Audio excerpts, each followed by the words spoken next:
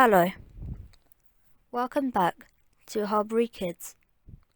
My name is Isabel Joby, and today I'll be doing a book review on The Magician's Nephew by C.S Lewis, The Chronicles of Narnia. Two children, Diggory and Polly, meet while playing in the gardens of terraced houses. They decide to explore the attic beyond Diggory's house, but they do not walk far enough and find themselves in Uncle Andrew's study. Uncle Andrew tricks Polly into touching a yellow magic ring, causing her to vanish. Polly and Diggory, two neighbors in a long row of houses, meet each other. Recently, Diggory has moved to his uncle's and aunt's house because his father has gone to India and his mother is nearly dying. Polly and Diggory become quick friends during the summer months and begin to explore the connected attics of their row of houses. They determine that they want to try and enter the strange empty house that is just beyond Diggory's house via the attic passageway. They mark out places to the empty house and enter what they believe to be the correct door. Instead, they enter a fully furnished attic and realize that they have stumbled upon Uncle Andrew's forbidden study. The children see 4 rings, 2 green and 2 yellow. Uncle Andrew immediately locks the children in the attic and tries to convince them to stay with ramblings about his vague project. When it is clear that the children are ill at ease, Uncle Andrew feigns indifference and offers Polly a yellow ring as a gift. As soon as Polly touches the ring, she disappears. Diggory starts to scream, but Uncle Andrew quickly muffles him, warning Diggory that his ailing mother might hear. Uncle Andrew says Diggory's shock is understandable. He too yelled the first time one of his guinea pigs disappeared.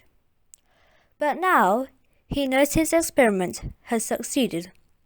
He has sent Polly to another place. Diggory demands to know what he means. Uncle Andrew sits down to tell his story. He points to a photograph on the wall. This is his godmother, Mrs. Leafay. Before Mrs. Leafay died, she had told Uncle Andrew to take a small box from her home and destroy its contents without opening the box.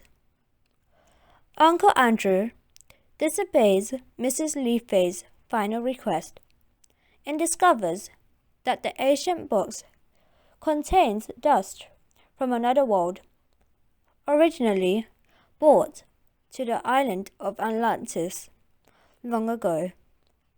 After a lifetime of learning magic, Uncle Andrew found a way to convert the dust into magical rings.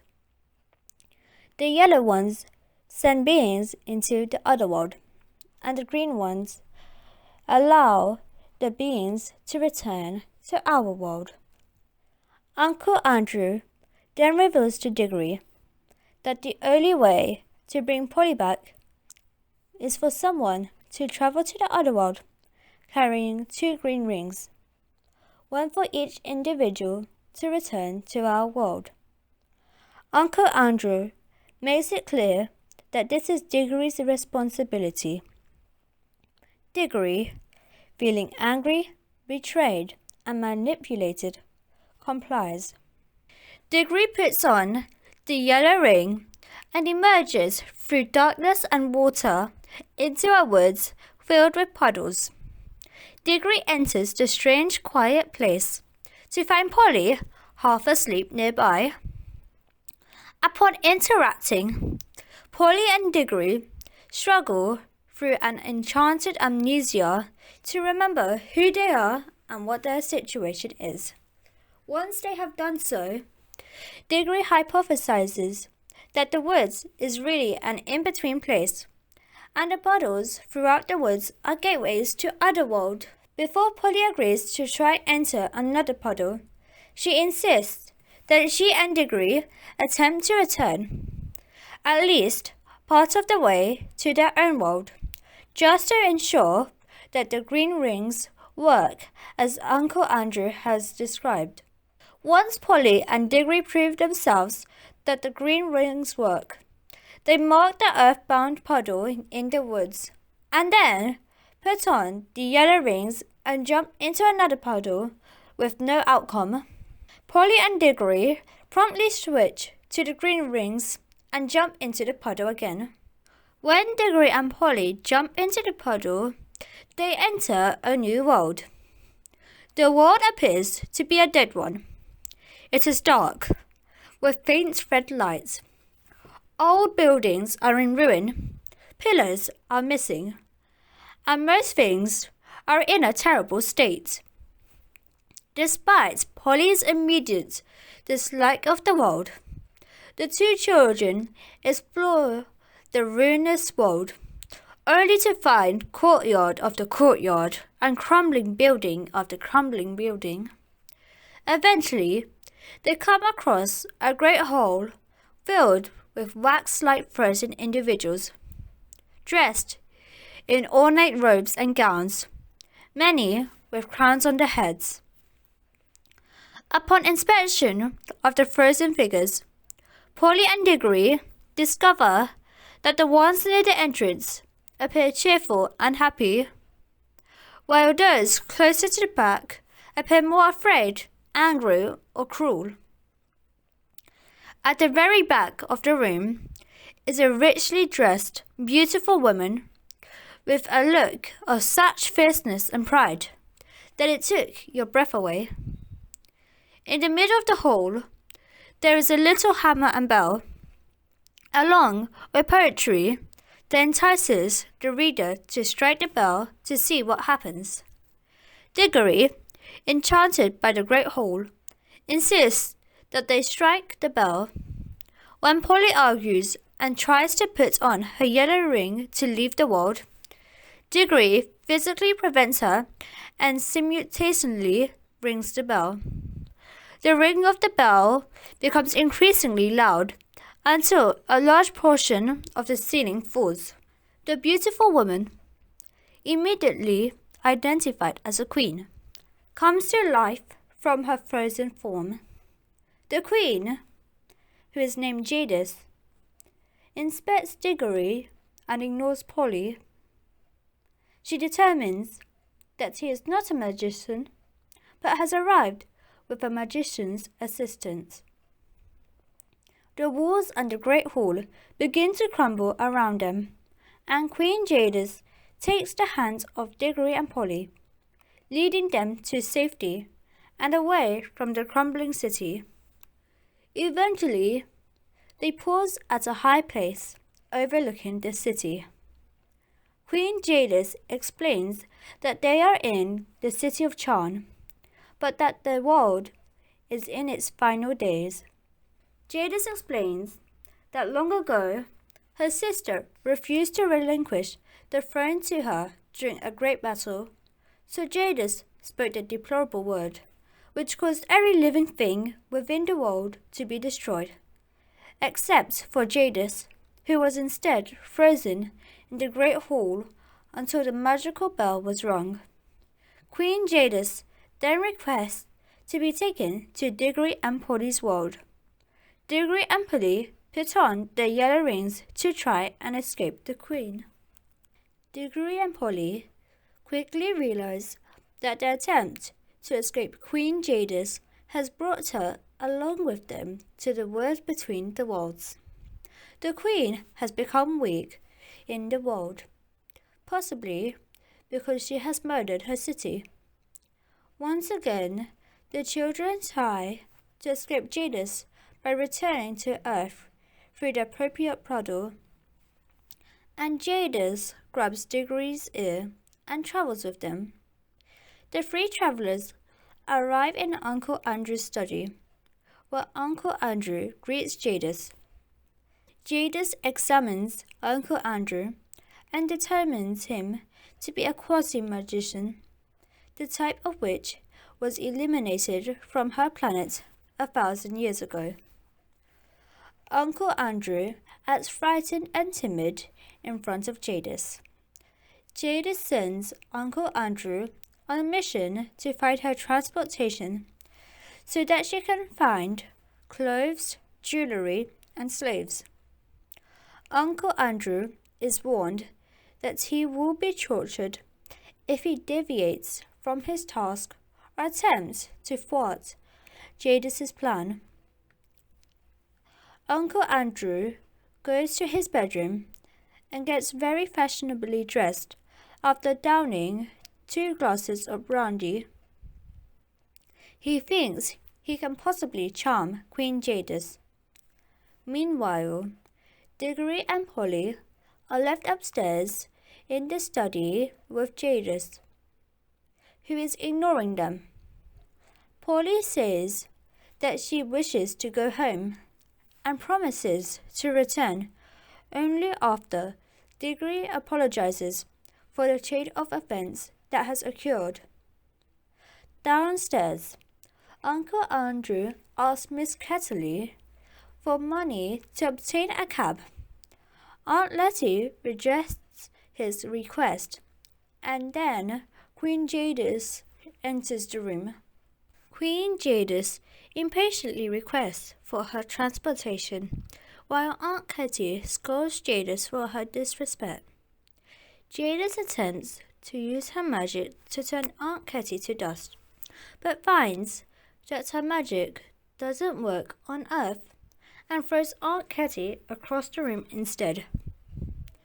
Queen Jadis and Uncle Andrew leave the house together just as Diggory comes downstairs. Figuring that the best thing to do is wait for their return, Diggory sits and waits. While he is waiting, he hears the housemaid tell a visitor that nothing in this world could do much to heal Diggory's mother. Diggory wonders whether there really is a land of youth out there that has a way to heal his mother. Suddenly, a chariot arrives, with Queen Jadis riding atop, whipping the horse carrying her. She crashes the chariot into a light pole and is immediately surrounded by neighbors, police, and others, including Uncle Andrew and a cabbie. Diggory joins the crowd. The cabbie explains to the police that he wants his horse back. Jadis threatens the crowd. Meanwhile, Polly is grounded to her bedroom at home for 2 hours for getting wet and muddy while with Diggory. The crowd begins to mock the Queen, who becomes angry and assaults the nearest civilians. Diggory, quickly joined by Polly, manages to grab onto Jadis's ankle and puts on his magical ring. Everyone who is touching Diggory, Polly, Jadis, the horse, the cabbie, and Uncle Andrew, is transported into the woods between the worlds, and then into a completely dark, cold place. Jadis proclaims that they have arrived in an empty world. They are literally nowhere. Just as Uncle Andrew is plotting an escape, a beautiful voice begins to sing. All at once, stars appear, and many other voices begin to sing as well. A sun very slowly begins to rise, and a barren river is revealed, along with a lion who is facing in the direction of the sun. Everyone reacts differently to the scene and voices. The cabbie is enchanted, and the horse appears gleeful. Uncle Andrew appears surprised, and Jadis is angry, with the knowledge that the magic here is stronger than her own. Jadis breaks the silence and tells them to prepare a way out. Uncle Andrew reveals the secrets of the rings. The sound of the voices begin to change. The lion's song creates the grass and trees which grow very quickly in the new world. Uncle Andrew and Jadis argue about their situation, but the cabbie tells them to be silent and to simply watch and listen. The lion gets closer and closer, until Jadis throws a piece of lamppost that she is holding in her hand at the lion. The lion is unfazed and passes by. Jadis runs in fear. Uncle Andrew again tries to find a way to escape, but is interrupted by the sight of a lamppost growing quickly from the ground where the piece of lamppost had recently landed. This causes Uncle Andrew to reflect on all the fame and money this discovery could make him.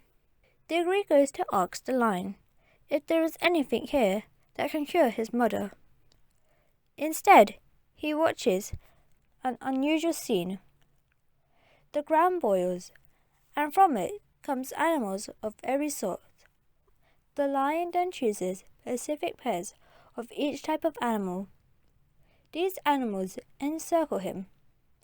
The lion breathes on them, and visible changes take place. The animals change size, shape, etc. Then everyone hears a voice say, "Narnia, Narnia, Narnia. Awake, love, think, speak. Be walking trees, be talking beasts, be divine waters." Other creatures of the mythological sort emerge to the lion's song.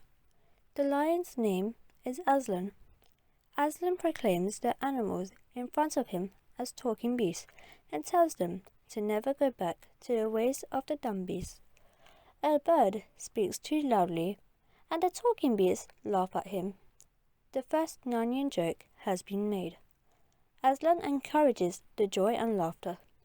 Diggory, Polly, and the cabbie go forward towards the talking beasts, while Aslan goes the other direction to speak to a council of talking beasts about the evil that has already entered Narnia.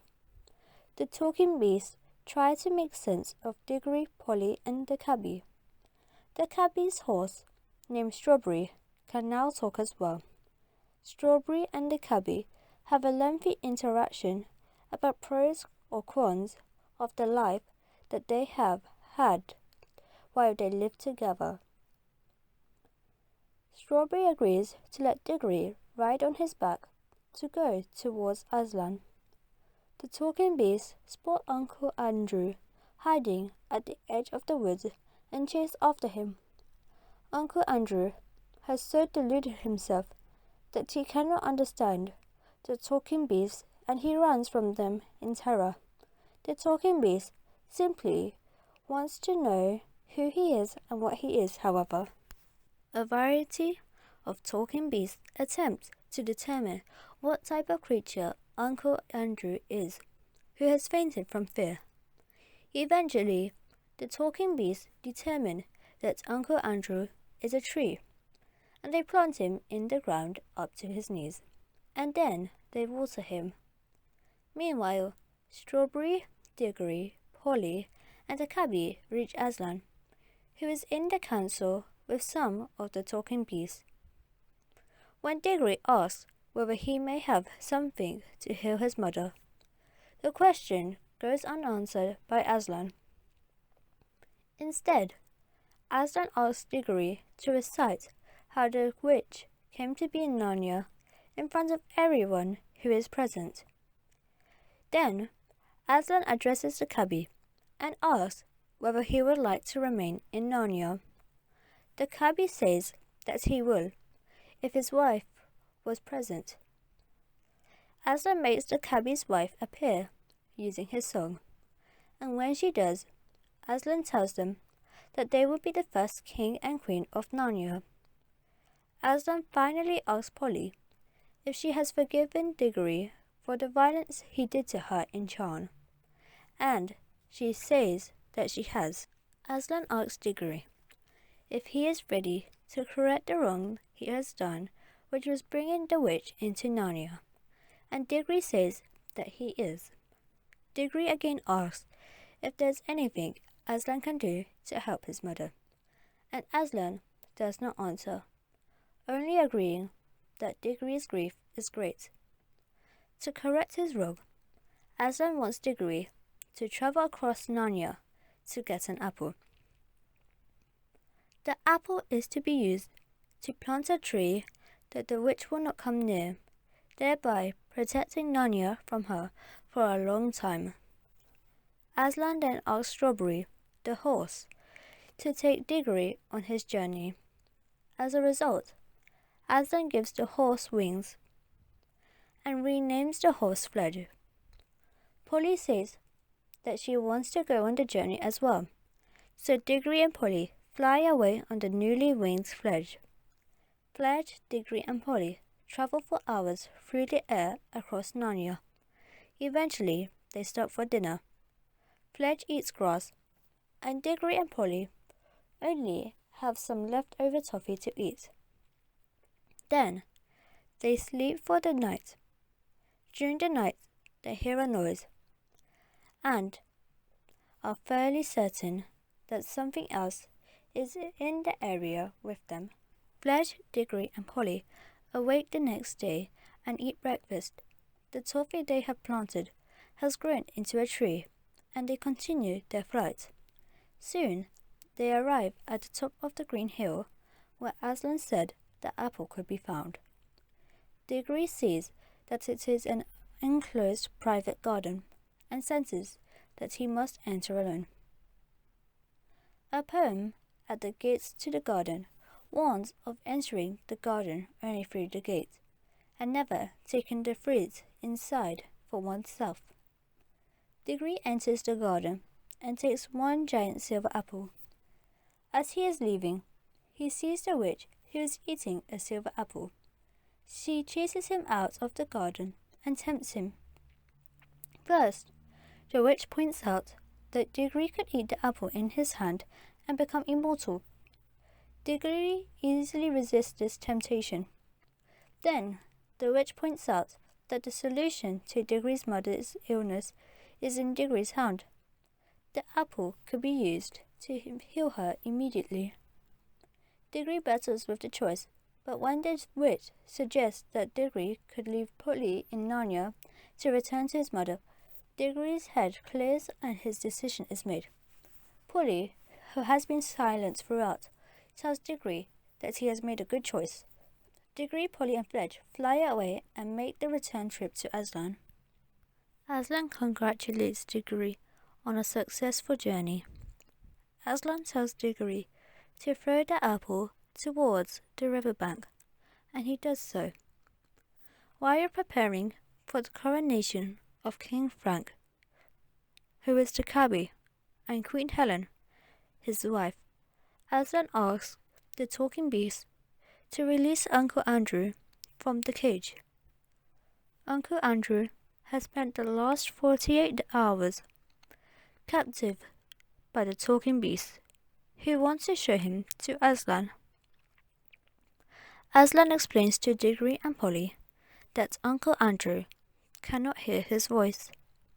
Mercifully, Aslan tells Uncle Andrew to sleep, and he does so. Dwarves then set to work making crowns for the king and queen, using a golden tree grown from Uncle Andrew's coins that fell from his pockets. Suddenly, everyone notices the newly sprouted tree that has grown by the river. Aslan explains that the witch won't come within 100 miles of the tree. Polly and Diggory tell Aslan that the witch has already eaten a silver apple, and Aslan says that this will indeed give the witch endless days, but at a great cost. Aslan also explains why Diggory's difficult choices were the correct ones. Indeed, deciding not to follow the witch's temptations saved significant grief for Narnia, Diggory, and his mother. Aslan gives Diggory permission to pick a silver apple from the tree to give to his mother, and Diggory does so. Aslan brings Diggory, Polly, and Uncle Andrew to the wood between the worlds. The puddle that contained Charn is gone, and Aslan tells that the earth could go the way of Charn if certain things continue. Aslan also tells Diggory and Polly to bury the magic rings when they return to Earth. Suddenly, Diggory, Polly, and Uncle Andrew are back in the scene on Earth where they had disappeared from last, and nearly no time had elapsed. Diggory goes to his mother, while Polly goes to collect Uncle Andrew's other magic rings. Uncle Andrew drinks some brandy and goes to bed. Diggory gives his mother the apple and she eats it, causing her to become healthier and healthier over the next month. Diggory and Polly bury the apple core with the rings, surrounding it in the backyard. A tree grows from the apple core. Time elapses on Earth and in Narnia. Diggory and Polly remain friends. When Diggory is much older, a storm knocks down the tree, and Diggory has it remade into a wardrobe, and the wardrobe is placed in his country home. Clive Staples Lewis was a British writer and lay theologian. He was born on the 29th of November, 1898, Belfast, and died on the 22nd November, 1963, Oxford. Diggory is shown to be curious, as he was interested in exploring unknown worlds. He can also be stubborn and rather mean about getting what he wants, shown when he forcibly restrained Polly. However, he is different from his cruel Uncle Andrew, as he recognizes his unkindness, apologizes, and grows wiser and less selfish by the end of the story. Diggory's growth comes about when he confesses to Aslan that he is responsible for inflicting the witch's wickedness on Narnia. When the witch tries to convince Diggory to take the apple back to his mother in order to save her life, he is strongly tempted, but he chooses to obey Aslan's call instead. The theme of The Magician's Nephew is the decision and conflict between good and bad. Most of the characters represent good or evil. Aslan represents good, the kind leader who cares for his land, Narnia. However, the witch represents evil. She only wants to be in power and is a cruel, manipulative person. The children are good, but Uncle Andrew creates evil in the plot. Ultimately, good wins. However, evil still remains. The genres of this book is children's fantasy novel and Christian literature. My personal opinions. I would say that this book is an enjoyable book as it is magical and has a hidden moral. The publisher of this book is the Bodley-Head. Thank you for listening to my presentation. I hope this has helped you. Book question answer. The person who said this quote from Little Woman: "Watch and pray, dear. Never get tired of trying, and never think it is impossible to conquer your fault," is Mommy. Book question. Who said this quote from The Magician's Nephew? Awake, love, think, speak, be walking trees, be talking beasts, be divine waters. Don't forget to like and subscribe if you haven't done so. Bye.